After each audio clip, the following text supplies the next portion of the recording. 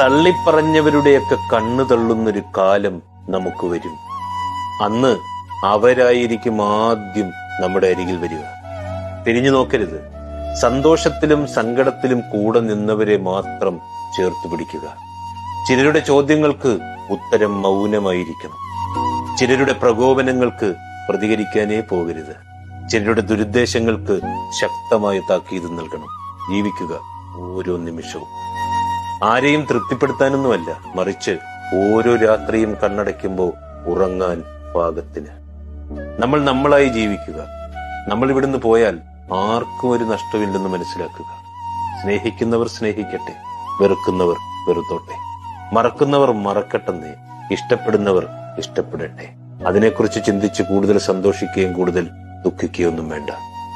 എല്ലാം താൽക്കാലികം മാത്രമാണെന്ന്. എന്ത് സംഭവിച്ചാലും ഈ ജീവിതം ജീവിച്ചല്ലേ മതി.